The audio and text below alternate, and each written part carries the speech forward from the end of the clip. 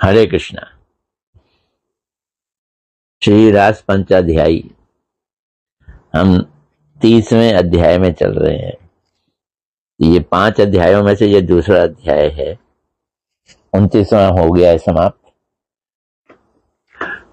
कृष्ण अंतर ध्यान हो गए हैं राधा जी को साथ लेके। गोपियों को अभी पता नहीं चला कि राधा जी साथ में हैं। अब गोपियां चारों ओर कृष्ण को ढूंढ रही हैं। फिर वो तन्मय होकर कृष्ण की लीला करने लगी और अब उन्हें कृष्ण के चरण चिन्ह दिखाई दिए। यहां से हम अपनी वार्तालाप आगे चलाएंगे।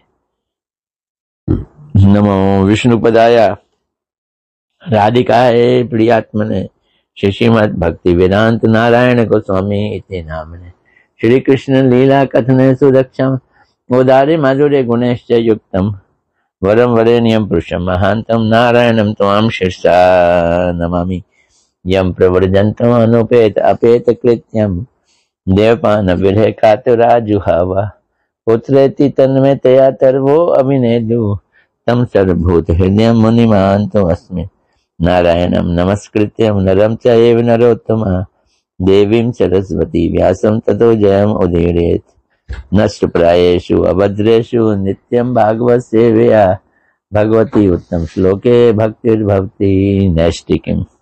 सुखदेव गोस्वामी जी कह रहे हैं, हे परीक्षित, इस प्रकार लीला करते करते ब्रज देवियां वृंदावन के वृक्ष और लता आदि से पुनः श्री कृष्ण का पता पूछती हुई वन में एक ऐसे स्थान पर पहुंची जहां उन्हें भगवान श्री कृष्ण के चरण चिन्ह दिखाई दिए। अब ऐसे स्थान पर पहुंची, भगवान कृष्ण के चरण चिन्ह दिखाई दे रहे हैं। श्रील विश्वनाथ चक्रवर्ती पाद जी अपनी टीका में कह रहे हैं, कृष्ण प्रिया वे गोपियां श्री कृष्ण के लीला विलास का अनुकरण करने लगी। मैं कृष्ण हूं, देखो तो मेरी गति इतनी ललित है, ललित गति देखो। और इस प्रकार वो एक दूसरे से बतियाने लगी। फिर जब ये तन्मयता कुछ ढीली हुई, शीतल हुई, तब गोपियों को पता चला, आत्म अनुसंधान हुआ, अपनी स्थिति याद आई। फिर वो पुनः कृष्ण को ढूंढने लगी और पहले की भांति पेड़ पौधों से पूछने लगी। अतः ब्रज देवियों का जो लीला अनुकरण है वो कोई ड्रामा नहीं है, श्री कृष्ण के प्रति उनकी तन्मयता के कारण प्रकाशित हुआ है। यूं हमें अच्छी तरह से समझना होगा।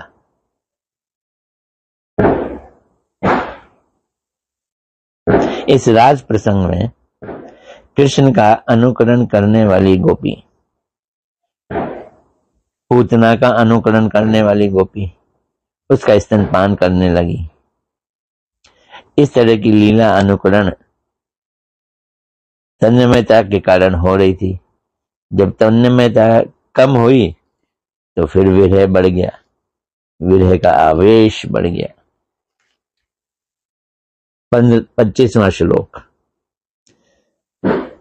कृष्ण के पद चिन्हों को देखकर वे आपस में कहने लगी, निश्चय ये चरण चिन्ह उदार शिरोमणि नंद नंदन श्याम सुंदर के हैं, क्योंकि इसमें ध्वजा है, कमल है, वज्र है, अंकुश है।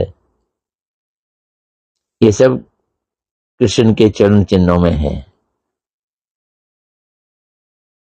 श्रील विश्वनाथ चक्रवर्ती पाद जी कह रहे हैं,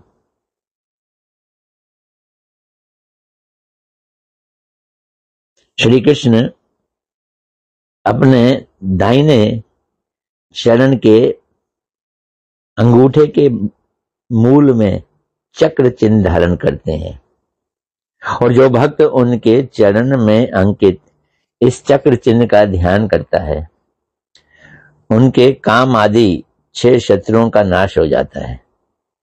देखो ट्रिक है, याद कर लो, चक्र को याद करो। श्री भगवान अपने दक्षिण चरण यानी दाहिना चरण की मध्यम अंगुल के मूल में कमल का चिन्ह धारण करते हैं। जो भक्त इस कमल चिन्ह का ध्यान करता है, उनका मन रूपी भ्रमर मधुपान के लिए, कृष्ण का मधुपान करने के लिए लुब्ध हो जाता है, आकर्षित हो जाता है कृष्ण की ओर।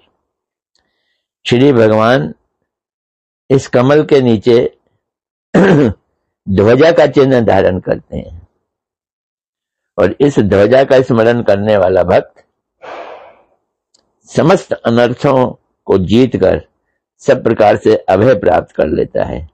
ध्वजा को ध्यान करो, अनर्थ चले जाएंगे। श्री भगवान अपने दाहिने चरण के एड़ी में अंकुश का चिन्ह धारण करते हैं।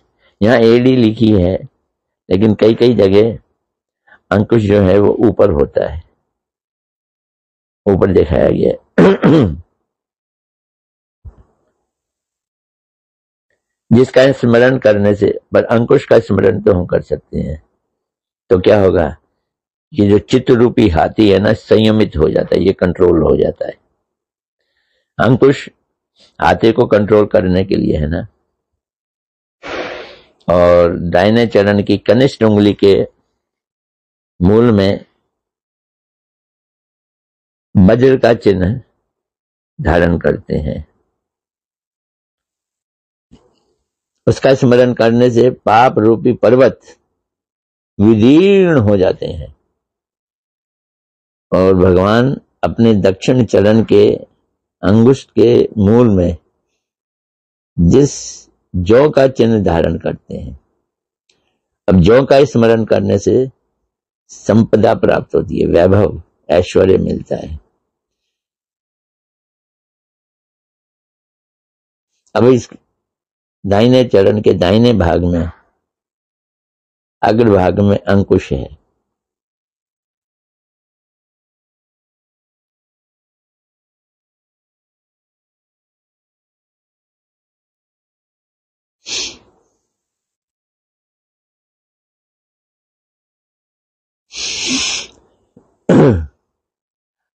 अंगुष्ठ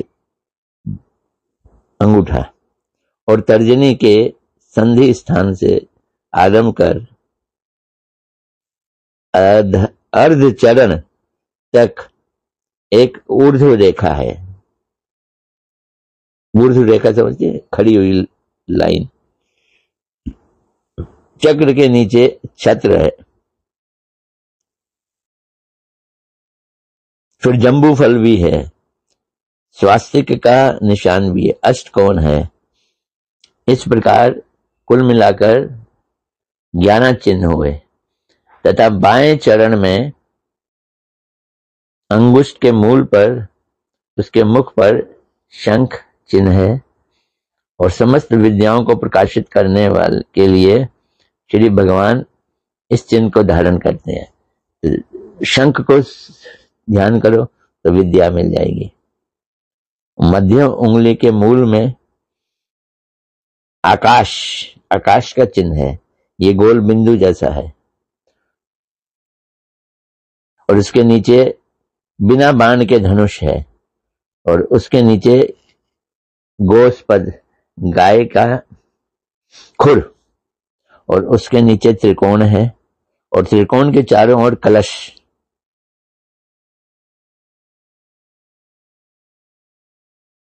और त्रिकोण के नीचे अर्धचंद्र दोनों अग्रभागों में युक्त हैं। इस प्रकार 8 चिन्ह हैं, तो टोटल 19 चिन्ह हो गए भगवान के चरण में। अगला श्लोक 26वां।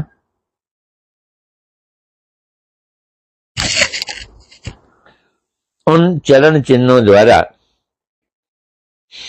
प्रीतम श्री कृष्ण को ढूंढती हुई वे ब्रज सुंदरियां आगे बढ़ीं, तब सामने ही उन्हें श्री कृष्ण के चरण चिन्हों के साथ किसी ब्रज बधू के भी चरण चिन्ह दिखलाई दिए। उन्हें देखकर ये गोपियां अत्यंत दुखी हो गईं और आपस में कहने लगीं। अब यहाँ पे ये हमारे आचार्यों की टीका से पता चलेगा, ये गोपियां भी दो तरह की हैं, एक राधा जी की पक्ष वाली या सुहृद, और एक जो राधा जी की विपक्ष वाली या तटस्था। टोटल 4 तरह की गोपियां हैं ना। तो इनकी रिएक्शन अलग अलग है।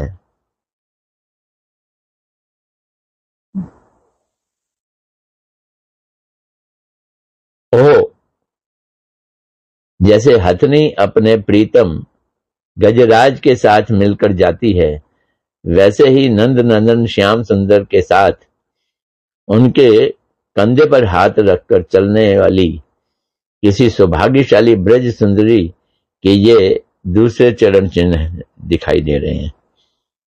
अंदर से वो जली पड़ी हुई हैं। ये पद चिन्ह किस रमणी के हैं? यहां प्रश्न हो सकता है कि कृष्ण किसी रमणी को लेकर तो गए हैं साथ, वो कौन है? गोपियां ये किस प्रकार जानेंगी? इसका उत्तर में कह रहे हैं, गोपियों ने जिन समस्त पद चिन्हों को देखा था वे आकार में छोटे थे। उस रमणी के चरण चिन्ह छोटे थे और रमणी की देह हल्की थी।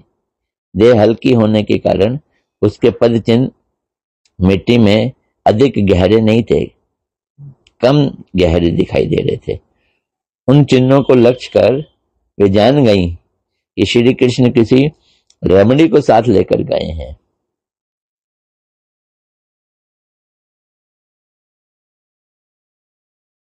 ये साधारण गोपियां ये बात कह रही हैं। उनके बीच में राधा जी की जो स्वपक्षा सखियां थीं, राधा जी की स्वपक्षियां, वो परिहास में बोलने लगी, मजाक में। खुश हो गई ना, आनंदित हो गई,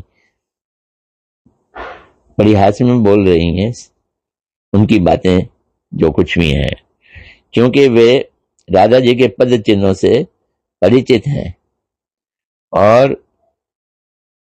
उनके दर्शन मात्र से ही समझ गई थी। यद्यपि श्री कृष्ण ने रस विशेष के कारण ही उनके कंधे पर उस रमणी की बाहु को स्थापित किया था, विशेष रस, प्रेम रस, तथापि रात्रि काल में चाल गति ढीली हो गई थी। रमणी सुखपूर्वक गमन कर रही थी या फिर बलपूर्वक उसे अन्य स्थान पर ले जाने के लिए कृष्ण दृढ़ भाव से उसके बाहु को अपने कंधे पर धारण कर रखे थे।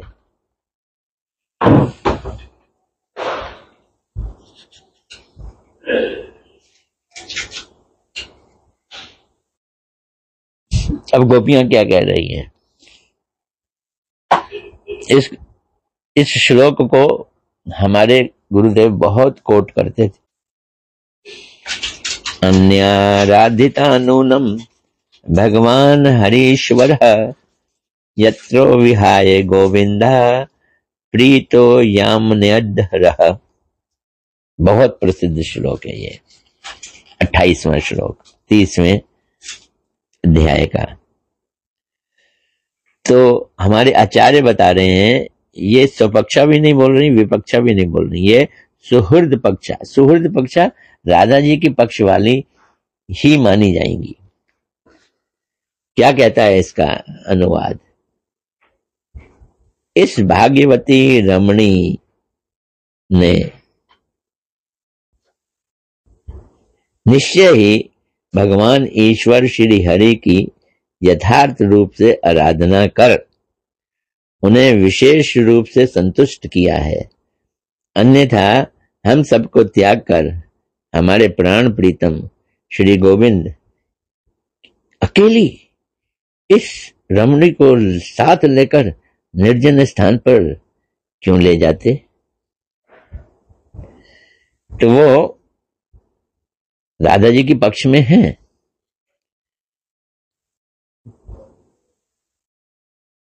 तो ऐसा बोल रही है।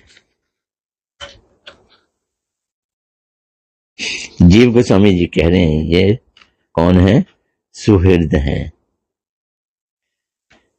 देखो स्वपक्षा तो 100% राधा जी के पक्ष वाली। सुहृद वो राधा जी के पक्ष में है, लेकिन बहुत ज्यादा उत्साहित नहीं होती। और तटस्थता वो चंद्रावली के पक्ष में, और जो विपक्षा है वो पूर्ण रूप से चंद्रावली के पक्ष में। तो हमारे विश्वनाथ चक्रवर्ती पाद जी क्या कह रहे हैं उसको हम सुनते हैं। गोपियों ने पद चिन्हों के द्वारा उस रमणी को पहचान लिया, वृषभानु नंदिनी, इसलिए भीतर ही भीतर आश्वस्त हो गई कि इन गोपियों की भीड़ के कारण कृष्ण सुहृत पक्ष गोपियां बिना बोले बोल रही हैं क्या कि ये कोई रमणी है जिसने हरि की अधिक पूजा की हुई है। और वो बड़े खुशी खुशी उनके सौभाग्य की महिमा का वर्णन कर रही हैं। अनेय नूनम ये कह रही हैं, अर्थात उस रमणी ने आराधना के द्वारा कृष्ण को वशीभूत कर लिया है, किंतु हम लोग वैसा नहीं कर सके। इसलिए श्री गोविंद हम लोगों को तो त्याग करके उस रमणी के साथ निर्जन में चले गए।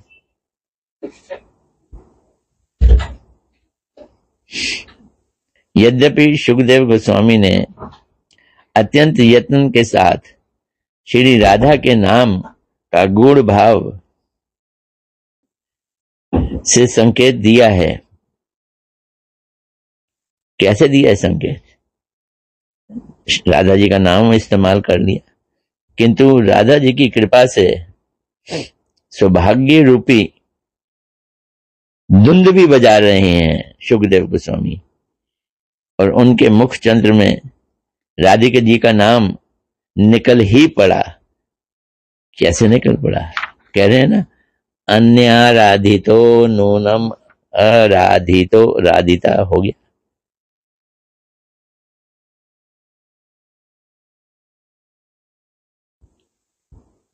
हे गोपियों, तुम लोग अत्यंत महान इस रमणी के साथ वृथा ही बराबरी कर रही हो, अहंकार कर रही हो। ये तो कृष्ण के द्वारा विशेष रूप से चुनी हुई रमणी है। खैर, कुछ ब्रज सुंदरियों ने कहा, 29वां श्लोक, प्यारी सखियों, भगवान श्री कृष्ण अपने चरण कमल से जिस रज को स्पर्श करते हैं वे धन्य हो जाती है, उसके अहोभाग्य। क्योंकि ब्रह्मा, शंकर, लक्ष्मी जी ये सब अपने अपने अशुभ दुखों को नाश करने के लिए उस रज को अपने सिर और माथे पे लगाते हैं।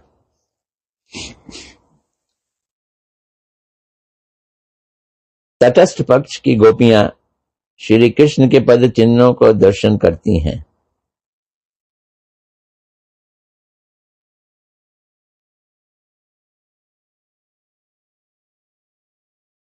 और वो ही परस्पर संबोधन करके कहने लगी, हे सखियों, श्री कृष्ण के चरण संस्पर्श के कारण ये रज ये रज बड़ी धन्य है, क्योंकि ब्रह्मा आदि देवगण विरह से छुटकारा पाने के लिए इस रज को मस्तक पे लगाते हैं। ये तटस्थ पक्ष यानी चंद्रावली के पक्ष की है, राधा जी के पक्ष की नहीं है।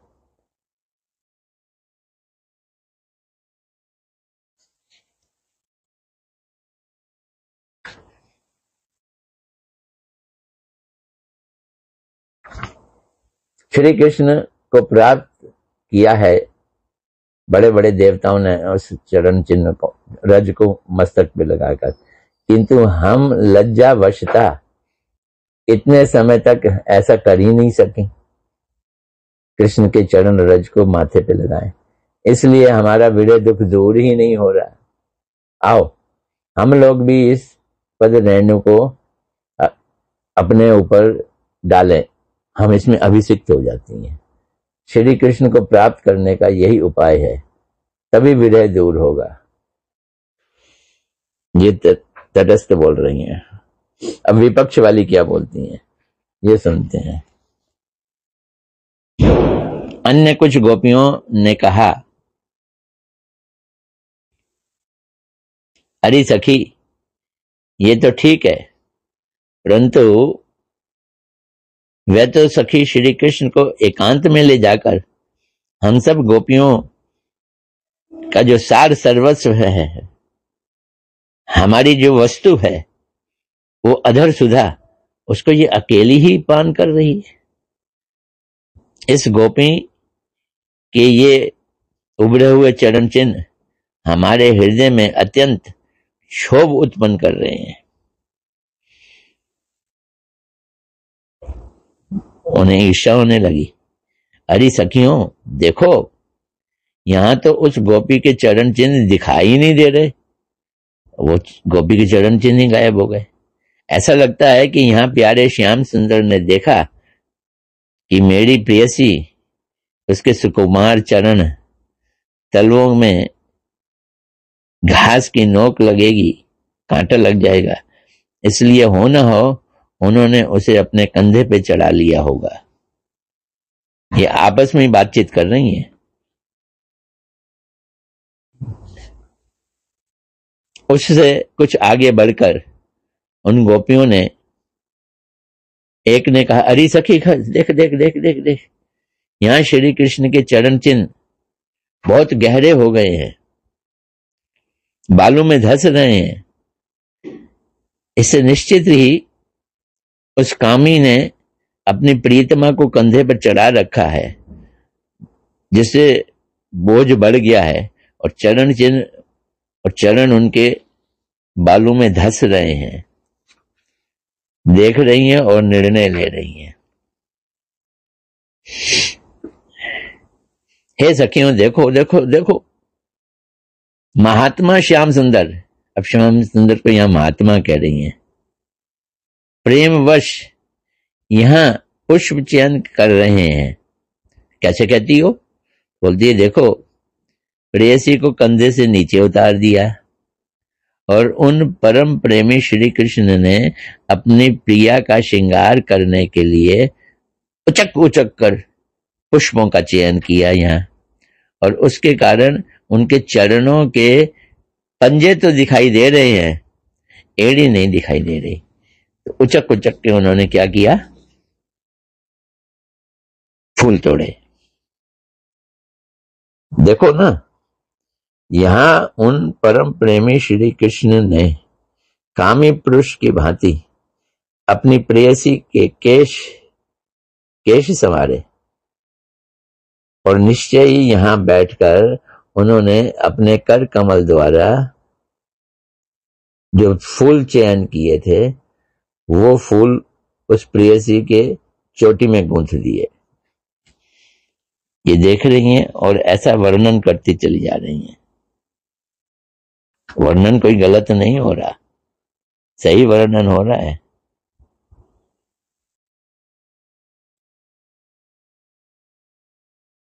ये रमणी कहाँ है? वो कृष्ण की जांघों पे बैठी हुई है। ऐसा चिन्ह दिख रहा है। इसलिए पुनः विपक्ष की गोपियां कह रही हैं कि श्री कृष्ण ने यहां बैठकर अपनी प्रेयसी का केश प्रसाधन किया। ये रमणी भी काम युक्त ही है, कामुक है, प्रेमवती नहीं है। क्यों नहीं है? इसलिए कि अपनी प्रिय सखियों को तो छोड़ गई, उनकी वंचना कर गई, अकेले कांत के साथ है, कामुक कांत को लेकर इस प्रकार निर्जन में आ गई है। तो उसमें प्रेम नहीं है, कामुकता है। श्री कृष्ण स्वयं भी कामी है, प्रेमी नहीं है। इसलिए हम तो प्रेमवती हैं, उन्हें त्याग कर उस कांता को उठाकर ले गए जो कामुक है। हमारी विरह पीड़ा का उन्हें स्मरण नहीं है, उस कामुक का विरह पीड़ा का स्मरण है, और उसके हाथों में से केश प्रसाधन कर रहे हैं, जूड़ा बांध रहे हैं। दोनों के काम वशता, काम क्रीड़ा के सुख के लिए प्रसाधन किया जा रहा है। आपस में इस तरह से बातें कर रही हैं। ये टीका में बताया है। अगला श्लोक 35वां। हे परीक्षित, भगवान श्री कृष्ण स्वभावता अपने आप में क्रीड़ारत हैं, आत्मा राम हैं और अखंडित हैं। अतः रमणियों का सौंदर्य या विलास उन्हें आकर्षित नहीं कर सकता।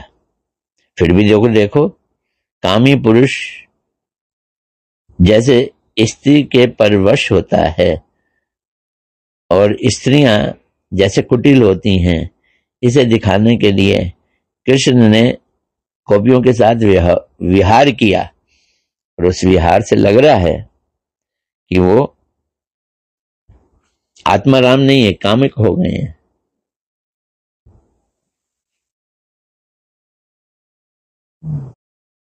श्रील विश्वनाथ चक्रवर्ती पाद जी कहते हैं, श्री कृष्ण ने आत्माराम होने पर भी श्री राधिका के साथ रमण किया। कारण ये कि वो स्व आत्मा रत थे, आत्मा रत नहीं थे, स्व आत्मा रत, अर्थात शोभायमान उनकी निजी आत्मा तो खुद राधा जी हैं, तो वो स्व आत्मा के साथ रत थे, और स्व आत्मा है राधा जी, राधा जी के साथ रमण करने वाले हैं। श्री राधा के साथ रमण करने पर उन्हें इस प्रकार का सुख मिलता है, वैसा सुख उन्हें आत्मा रामता में नहीं मिलता, इसलिए वो राधा जी के संग रमण करते हैं।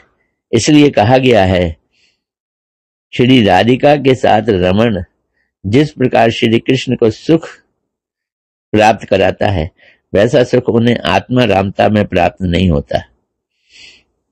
आत्मा राम और आत्मा रामता वैसे सुख नहीं देती, तो उस सुख के अभाव के कारण ही राधिका जी के साथ वो रमण करते हैं, और रमण करने के लिए यत्न भी करते हैं। यदि आपत्ति हो कि ऐसा होने से उनमें अपूर्णता का दोष लगेगा, जो राधा जी के संग रमण करने के लिए यत्न करते हैं, तो उसके उत्तर में कहते हैं, नहीं, अखंडिता, अर्थात वो तो पूर्ण है, खंडित होते ही नहीं है, क्योंकि राधिका श्री कृष्ण की स्वरूप भूत है, उन्हीं की स्वरूप भूत है, द्वितीय विग्रह है। कृष्ण कोई बाहर से किसी स्त्री के पास नहीं जाते, वो उनकी अलादनी शक्ति स्वरूपा हैं। इस प्रकार श्री राधा अलादनी शक्ति रूप समस्त अलाद का सार प्रेम है, और उस प्रेम की भी परम अवधि जो महाभाव है, उस महाभाव स्वरूपा को राधा रानी कहते हैं। अतएव श्री कृष्ण आत्मा रामता गुण में उनका जो रमण है, उनकी अपेक्षा अलादनी का सार स्वरूपा महाभाव रूपा राधिका जी के साथ रमण श्री कृष्ण को अत्यधिक सुखकारी है। सर्वशक्ति वरीयसी अलादनी ये राधा रानी है, क्योंकि अलादनी शक्ति का सारांश है राधा रानी, तथा गुणगान में भी अत्यंत श्रेष्ठ है। अतएव श्री कृष्ण आत्मा राम होने पर भी निजी आत्मा राधा रानी उनके साथ रमन में रत रहते हैं। इसे कहेंगे स्वात्म रथ, अपनी आत्मा में रत और अखंडित रहकर राधे।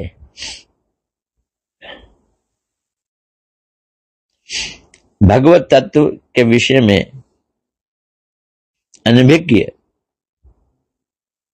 तथा प्राकृत विवेकशील लोग इस बात को समझ नहीं सकते। अभी तो कथा और लंबी है, आज इतना ही। हरे कृष्ण।